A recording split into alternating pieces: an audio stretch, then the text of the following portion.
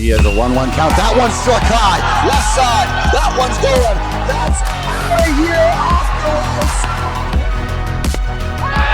You have to be kidding me.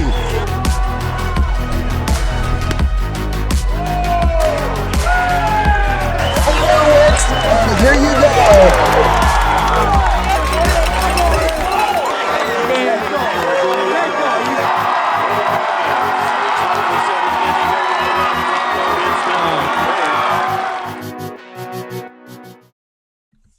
Hey everybody, welcome on in to more content from IA Baseball, courtesy of the great fine folks at Hitting Approach. Hey, Hitting Approach out there, I tell you what, they are great guys, great people, and just great overall stories. If you get the chance, you've got to check out Hitting Approach today, because man, are they just the stuff. It's the app, the portable app that you can take anywhere, and it's simply an app. It's not an expensive piece of equipment. It's not anything more than what you need right then and there. It can go onto any device, on any sort of thing, and hey, it picks up on how well your hitters did and pitchers did in each count, and what their leverage situation was like, what it was like when they didn't swing versus when they did, what results came of which, and really how picky were they at the plate and how picky were they with their pitches. Plus, it helps give you a breakdown. So it sends a questionnaire out to all your players. How did you do? How well do you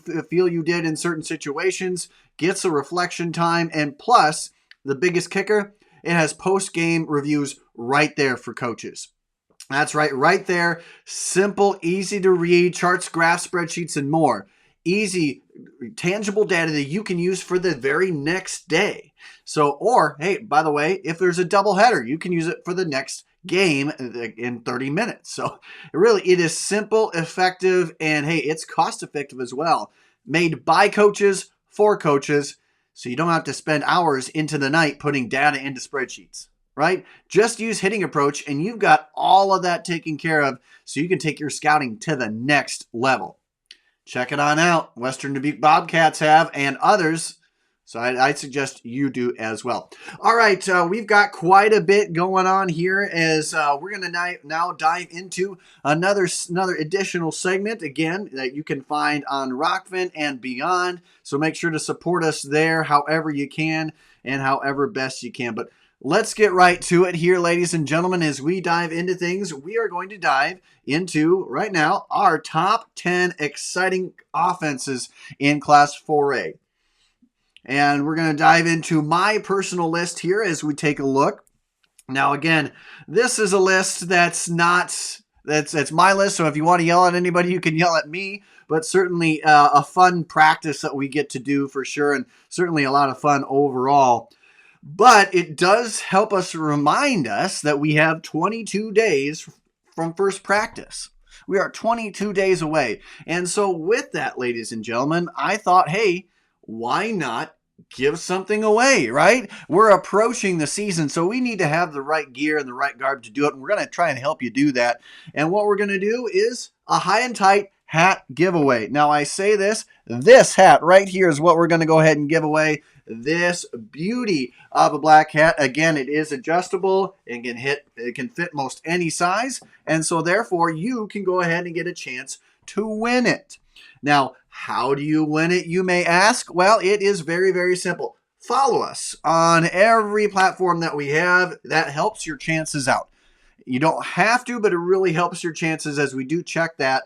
And make sure to tune in and watch our show from this past week, High and Tight, on the show 4/3/24, in which we dove into some underrated players, and not just from our thoughts and our list, but from your comments. So who did we talk about in that list? Give at least one person that came from your comments. And oh, by the way, make sure that you email them to iabaseball1@gmail.com.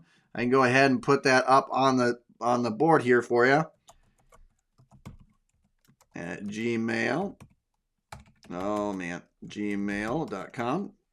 All right, so the email right here below. Email iabaseball1@gmail.com, and you could be in the running to earn this beauty of a hat. That's right.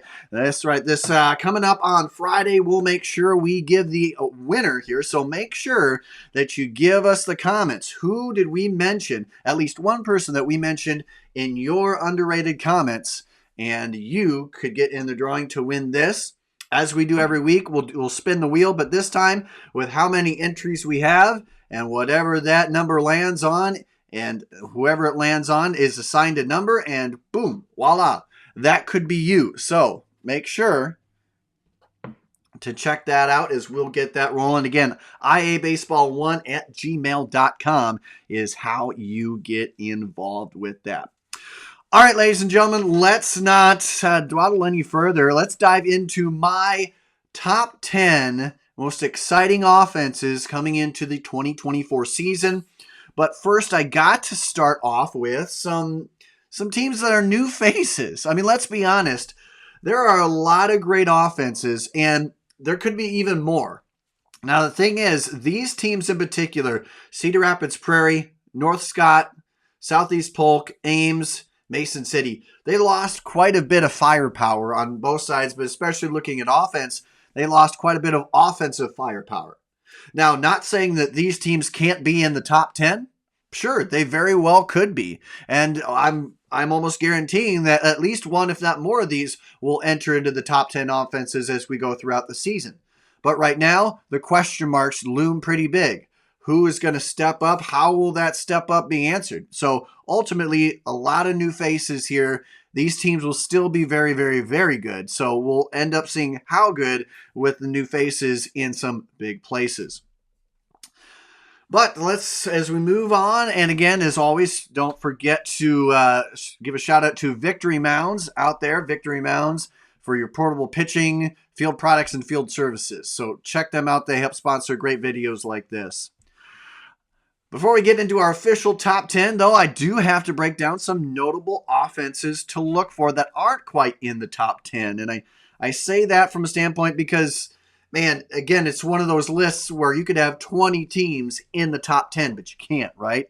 So ultimately, taking a look at some of these teams like Des Moines Roosevelt, this is a team that ranked 4th in Class 4A in RBIs, and they returned 80% of that back. So you got to think that, man, guys like Calderon and others, Jake Esplin, RBI leaders, and as well as 4 batters who totaled 40-plus total bases last year are going to lead this way for the Rough Riders. So they could be a big, impactful team this year. Ottumwa is another team that, honestly, I see a lot of good things with. I mean, heck, this was one of the best stolen base teams on this Class 4A planet. I mean, honestly, a 215 is astounding. They did what they needed to do, and they did great job. Top 5, top 10, in at least 3 to 4 offensive categories. They ultimately are just a really big they're a big team, and of course Tucker Long being a very big component of that, but they have more components with that. Again, RBI, total hits, and total bases, again, up there at the top 10 and top 15, of all Class 4A. So it really goes to show. The only thing is that the schedule may be the biggest question mark with them. Ultimately, though, what else can you say? They went up against the teams they needed to. They beat the teams they needed to, and they took a round 1 postseason win over a really strong Hawkeyes team. So I do think they're on the right track. Can I see them as a top 10 offense this year? Absolutely, for sure. And honestly, Ottumwa was one of those teams where I was putting them in and out and in and out. So this is kind of like a 10B or C kind of scenario with Ottumwa. Absolutely strong team. Another team to note for, be on the lookout. We don't quite know where they'll end up, but Linn-Mar, this is a team that I have talked to with several individuals in the scouting industry that have said there are some guys on here that are legitimate Division I prospects. They have a lot of good talent here, and of course, Dylan Musazinski. I'm sorry if I'm saying that wrong. He is one that has paced this team last year. He's a big name to note. Muzinski, I should say. big guy to note on that team. But beyond that, guys like Bridget, Schmidt, Sarsfield, those are also guys with like legitimate collegiate potential, and to go pretty high up in that collegiate rank. So all those guys could put the Lions in serious contention for not just postseason push, but state tournament push as well. Another team that you really want to take note of here is Sioux City North. The offense, if they come close to what the pitching staff is and the mark they present, this is going to be a team very scary for anybody to handle. You know, the thing is, they could legitimately be that scary. I'm not joking with that. They return 95% of their hit total, 96% of their extra base hits, and of course 95% of their total base count. Cal Waldrod is the guy that you really want to look out for offensively there. 54 total bases on 44 hits last year. Yeah, the real deal. So ultimately, he is another one. He's kind of the spearhead of that offensive team, but they did not lose a lot. And the team has experience with taking down some big teams, including Ankeny Centennial from last year. So again, Sioux City North, the Stars are a team to watch. And lastly, another team to watch is a kind of an underrated team that I think won't be underrated for much longer. Urbandale. Any team that's led by a Coach Evans, Coach Evans, I think is really in good standing. Overall, they had a good season. The conference schedules where they got beat up, but overall they had a really strong, stellar season. And there's not a lot of disappointment from there. They'll always be showing up. And they've got some pretty big pieces in place for that lineup, and that includes their returning 4 of their top 5 hitters, like Brock Moore, who leads the team in returning hits, as well as the total base returning leader for them. This is a team that has a lot in place, and in the high school world, where 1 year can change an entire dynamic of a team, Urbandale still has a lot of experience on that roster. So we'll see where that ends up, and they could easily be a team that cracks that top 10 for sure. But officially, let's now dive into our official numbered rankings, our top 10. And as we do so, we're going to start with a split. That's right, we're going to start Splitsville. And I say that because these two teams are very, very strong. And we're going to start with Davenport North. And we'll be honest here, if the Brazilian bomber known as Clayton Balkema does come back and arrive on Davenport North's roster, this is securely a top 20 or top 10 offense. Last year, they were pretty stellar. I mean, they kind of flew under the radar a little bit, but they were in the top echelon of the MAC. And, this is a scary team that team slash line at 303, 385, 432. Bryce Pauly, if you haven't known about his name yet, you sure need to know about him now. He was 6th among 4A hitters with 86 total bases, 2nd among 2026 grads in the PBR ranking. So he is very much well on the radars of collegiate and even possibly D1 collegiate teams, and rightfully so. But there's more than Bryce Pauly and Clayton Balkema. Nolan Slider is a guy that I really think everyone should look out for. The Parkland Community College commit had 21 extra base hits last year, and part overall of a huge returning core of 70% of their hit total returning, and that extra base I mentioned, 78% of their extra base hits returned as well. So this is a team that by coaches in the conference and outside have said this team can hit and hit long. They can hit powerfully. So this is a team that, especially if you get Clayton Balkema, is very much a top 10 team for sure. But they split with Sioux City East, who kind of comes on a younger side. But then again, this is a team last year that led 4A in batting average balls in play at 403, meaning when they hit it, it went for at least a single, and it went for more.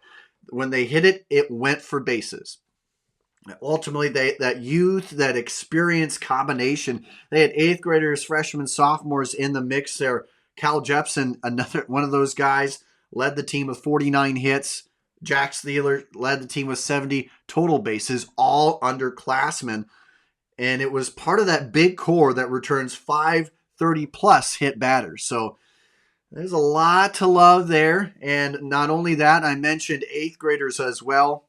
Claiborne, a name you cannot miss out on.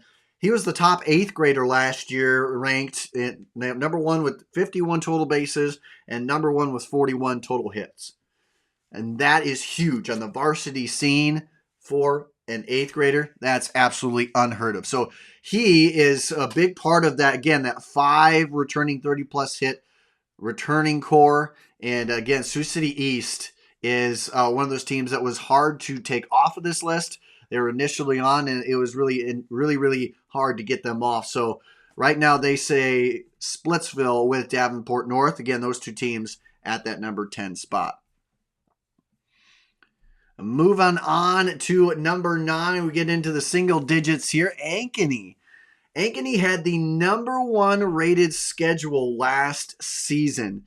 And man, it was a tough slate there. But even though they lose some really powerful hitters from last year, they do return a trio of big bats that had 30 plus hits, including Kinnick Voss, Evan Lermeyer, and Jack Clevedence. All 3 of those guys, 30 plus hits. Team is gritty, and Coach Ballvans and company know how to get gritty teams, and any team for that matter, to that next level. They, last year, 7th in all 4A when they put the ball on the ground or in the air. Batting average balls in play, 7th overall in Class 4A, and they rightfully take the number 9 spot. Moving on to number 8 is the Dowling Catholic Maroons. Man, what a fun team each and every year that this squad is. And they have some pretty big names overall. And again, they have it again this year. Now, Trevor Baumler is just one of those big names, but the thing is, he's kind of a big linchpin for this offense. You know, last year, 8 home runs overall. And if he returns this year and for the entire season, he's a difference maker. Let's be honest. He's a difference maker that can be a difference in the field and in the batter's box. And he does bring a lot to the team, especially with more experience under his belt. You know, there is a chance that he could go off and go to TCU. I mean, he's collegiately bound anyway, but man, he is certainly a fun guy, and I hope he stays around for as much high school ball as he can play, because he is a fun guy to watch. And if he's back, he really helps guys like Nick Frericks, who is a guy that continues to climb, and he's going to look to improve upon his 32 hit, 34 total base season. So this is a team that constantly, Coach Rowe and company constantly pour out really good players and develop really good players. So that's why it was really hard when you take a look at Dowling to have them anywhere outside of the top 10, because they will be a strong offense, and they'll do it again this year in 2024. Moving along here from number 8, we move to number 7, and that would be Pleasant Valley. Man, the Spartans, they're something else. And hey, they do lose quite a bit. Guys like Ike Swanson and company, McDermott, guys that won't be there anymore. But they've got a lot that's coming up the pipeline, including one of the best sophomore classes in I want to say 4A. You know, this is a sophomore group that went nearly undefeated in their record this past season. And ultimately, what they get is they bring back I want to say the Bash brothers of high school baseball in Iowa. The Lyon brothers bring back nearly 30% of the team's overall hit total. And that includes nearly half of their walks total from last year as well. Those are the top 2 walks returning leaders. Martin Olich, a freshman from last year, is certainly not going to be under the radar this year. 36 total bases in that freshman campaign on a team that has been routinely tough to get out in the postseason. They've made deep runs, conference championships. So when you get a freshman who's on that routinely, then it really means he's the real deal. So Martin Olich is a huge name to look out for, especially for Pleasant Valley, and a team that last year tied for 7th in total hits, and they could easily do it again this year. I think that they'll be a team to really be scared of, not just regular season, but especially come the postseason. Moving on to the next offense, number 6. It is the one and only Cedar Falls. Man, this was one of the most exciting teams to watch last year. Kind of like a Cinderella, but man, certainly they had a very, very, and I say very, very, very fun time. Ultimately, Cedar Falls, what a story. 3 guys with 35 total bases return. Coonrod is obviously the guy that everyone looks at here, the home run leader. He is absolutely stellar, committed to the Hawkeyes come his collegiate time. And I think that he is going to be replaced by a lot of guys up and down that lineup that can really step up. And because last year they did that. This team did that last year. They stepped up in the postseason when they needed to. And then they went up against the gauntlet of a Southeast Polk team and just went on an offensive splurge. So this is a team that easily has the capability of doing it again. They did not lose out on a whole lot of guys from that mark. Again, 5 batters with 30 total bases from last year do return. So they got guys who know how to get on base and how to be effective in the scoring. So look out here. Cedar Falls is another team that is going to be on the radar, and they're the top 6 offense coming into the 2024 season here.